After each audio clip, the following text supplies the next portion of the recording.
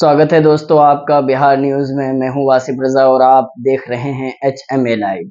आज है 4 जनवरी 2026। देश प्रदेश और आपके इलाके से जुड़े आज की सबसे टॉप न्यूज लेकर आए हैं आपके लिए।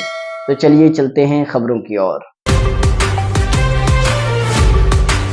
महिलाओं पर विवादित बयान, आयोग का एक्शन। जी हां दोस्तों, बिहार की बेटियों को लेकर दिया गया एक बयान और अब उस पर मचा सियासी बवाल। जी हां दोस्तों, आपको बताते चले कि बिहार विधानसभा चुनाव में हार के करीब 40 दिन बाद तेजस्वी यादव एक बार फिर एक्टिव हो गए हैं। उन्होंने एक्स पर लिखा है कि बीजेपी नेताओं की सोच महिलाओं और बिहार को लेकर हमेशा से गलत रही है। तेजस्वी ने आरोप लगाया कि पहले महिलाओं का वोट खरीदा गया और अब लड़कियों को खरीदने जैसी बातें की जा रही है।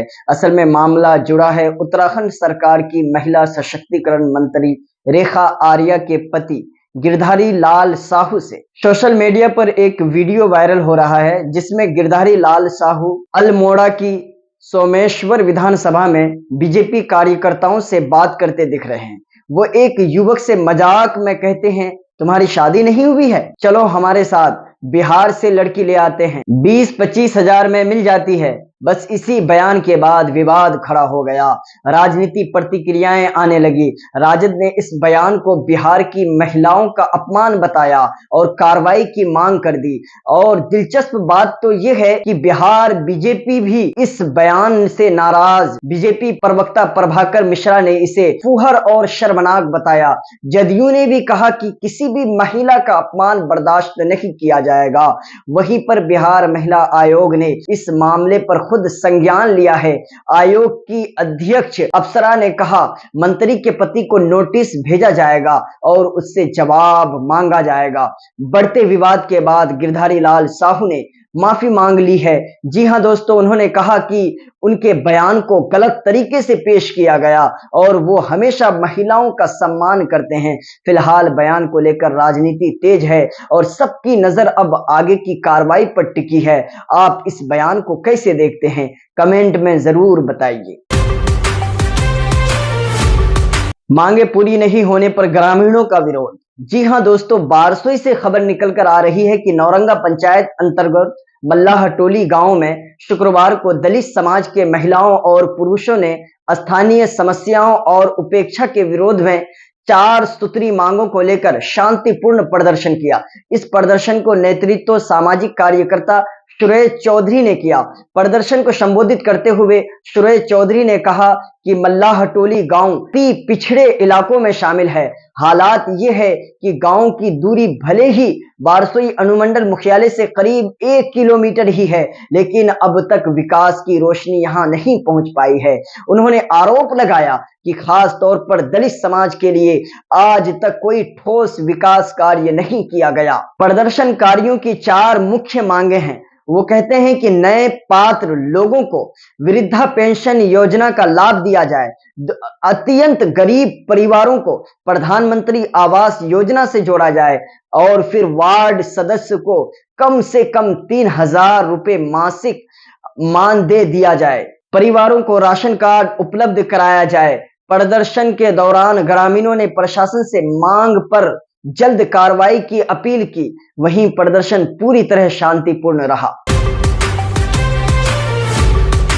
डंडखोरा में उर्स मेला चादरपोशी के साथ आगाज। जी हां दोस्तों, डंडखोरा से खबर आ रही है कि डंडखोरा स्थित हजरत बाला शाह रहमतुल्लाह अलैह के दरगाह पर आयोजित होने वाले 2 दिवसीय सालाना उर्स मेला की शुरुआत आज यानी शनिवार को चादरपोशी के साथ हो रही है।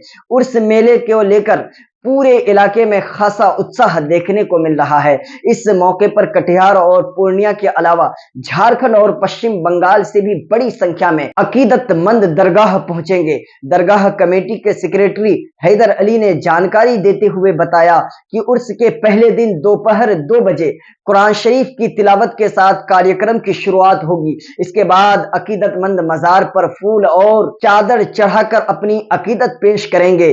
शाम के वक्त मजार विहार परिसर में भव्य जलसे का आयोजन किया जाएगा। इस जलसे में झारखंड के मौलाना सिद्दीक हसन साहब, सीमांचल के प्रसिद्ध मौलाना मुजफ्फर हुसैन और पश्चिम बंगाल से उत्तरी दिनाजपुर से मौलाना शहनवाज कादरी शिरकत करेंगे।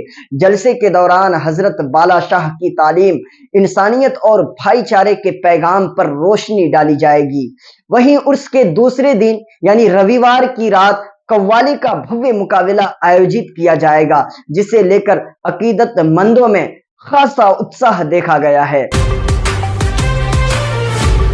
कोहड़ा में जन सुनवाई, विधायक ने दिया समाधान का भरोसा। जी हां दोस्तों, कोहड़ा से खबर निकलकर आ रही है। कोहड़ा विधायक कविता पासवान ने अपने आवास पर क्षेत्र के सम्मानित नागरिकों और ग्रामीणों से मुलाकात कर उनकी समस्याओं को गंभीरता से सुना। इस दौरान शिक्षा, स्वास्थ्य, सड़क, बिजली और पेयजल जैसी जनहित से जुड़ी कई अहम समस्याएं विधायक के सामने रखी गई। विधायक कविता पासवान ने सभी बातों को ध्यान पूर्वक सुनते हुए लोगों को त्वरित और प्रभावी समाधान का भरोसा दिलाया। उन्होंने संबंधित विभागों के अधिकारियों को समस्याओं के जल्द समाधान के लिए आवश्यक दिशा निर्देश भी दिए। विधायक ने साफ साफ कहा कि जनता की समस्याओं का समयबद्ध समाधान उनकी प्राथमिकता है और इसमें किसी भी तरह की लापरवाही बर्दाश्त नहीं की जाएगी। उन्होंने ये भी कहा कि कोढ़ा विधानसभा क्षेत्र के समग्र विकास के लिए लगातार प्रयास कर रही है। वहीं मुलाकात के दौरान स्थानीय लोगों ने विधायक की इस पहल की सराहना की और कहा कि जनप्रतिनिधि द्वारा सीधे जनता से संवाद करना और समस्याओं के समाधान के लिए तट पर रहना एक सकारात्मक और सराहनीय कदम है। लगातार जाम से लोग बेहाल। जी हां दोस्तों, सालमारी से खबर आ रही है कि सालमारी से पंचगाछी जाने वाली सड़क पर शुक्रवार को दिन भर रुक रुक कर जाम की स्थिति बनी रही। लगातार लग रहे जाम की वजह से आम लोगों को भारी परेशानियों का सामना करना पड़ा। सबसे ज्यादा दिक्कत मरीजों, बुजुर्गों और रोजमर्रा के काम काज में आने जाने वाले लोगों को हुई।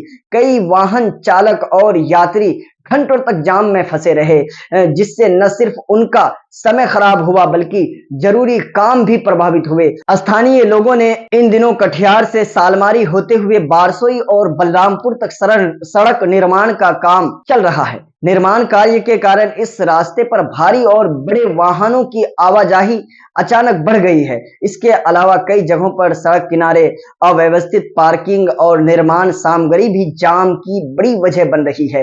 पंचगाछी के लोगों ने बताया कि शुक्रवार को हालात इतने खराब हो गए थे कि कई वाहन घंटों तक एक ही जगह खड़े रहे।